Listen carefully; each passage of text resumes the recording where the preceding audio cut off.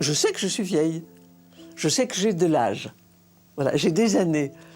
Voici le dernier moment de Juliette Gréco, la muse insaisissable de Saint-Germain-des-Prés, celle dont la voix a caressé les mots comme personne. Figure essentielle de l'après-gloire, elle fut l'écho d'une génération éprise de liberté, de jazz et de poésie.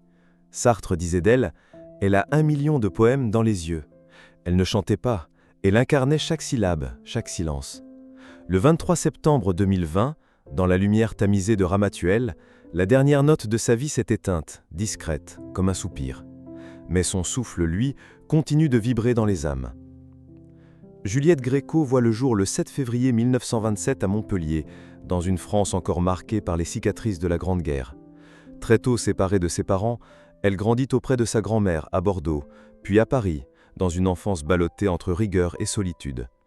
À l'adolescence, alors que la France est occupée, elle est arrêtée par la Gestapo en 1943 avec sa mère et sa sœur pour leur lien supposé avec la résistance.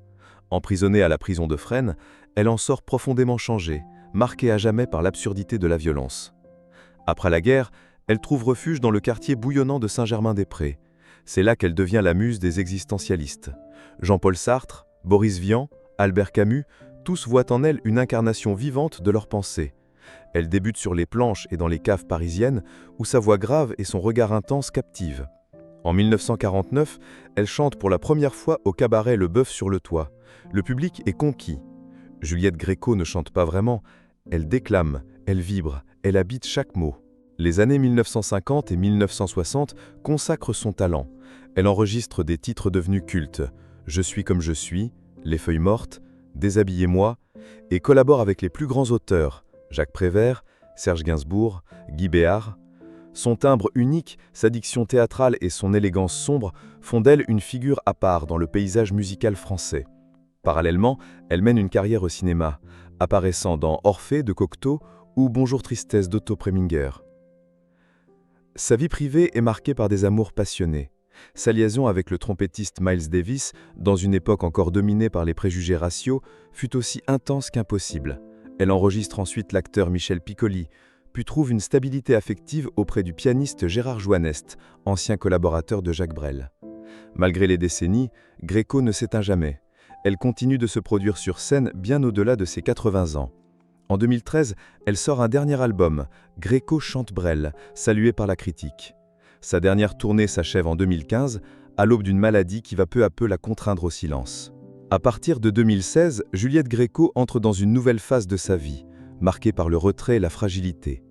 Cette année-là, elle est frappée par 2 épreuves majeures, un accident vasculaire cérébral qui l'oblige à annuler tous ses engagements artistiques et la perte tragique de sa fille unique, Laurence Marie, emportée par un cancer à 62 ans.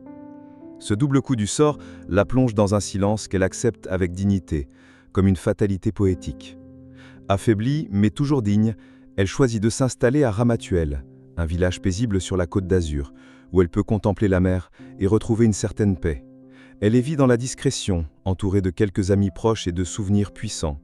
Son mari Gérard Joannest la soutient jusqu'à sa propre disparition en 2018. À partir de ce moment, Gréco reste seule, mais jamais abandonnée. Elle ne donne plus d'interviews, ne monte plus sur scène. Pourtant, dans l'intimité, elle continue d'écouter de la musique, de lire, de se remémorer les vers et les faciès de ceux qui l'ont façonnée. Son dernier souhait, souvent répété, était simple. Partir sans bruit, avec élégance, comme une chanson qui s'achève dans un souffle. Le 23 septembre 2020, dans la lumière dorée de l'arrière-saison, Juliette Gréco s'éteint paisiblement à 93 ans. Il n'y a pas de bruit, pas de mise en scène, juste le silence et la mer au loin, fidèle compagne de ces dernières années.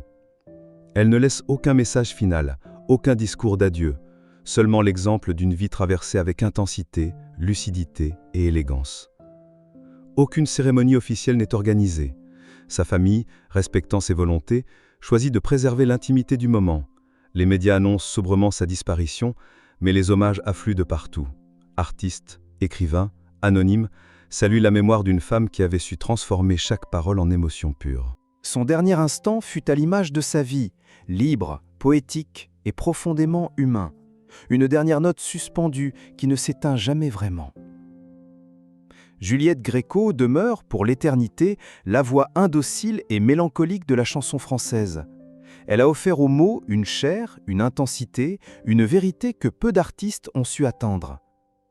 Son influence traverse les générations, inspirant encore aujourd'hui des voix comme Zaz, Camille ou Carla Bruni. Le président Emmanuel Macron lui a rendu hommage en déclarant « Elle incarnait l'élégance de la liberté ». Si elle s'est tue, ses chansons, elles, continuent de murmurer aux oreilles des âmes sensibles. Si cette histoire vous a touché, abonnez-vous à notre chaîne pour découvrir d'autres portraits mémorables.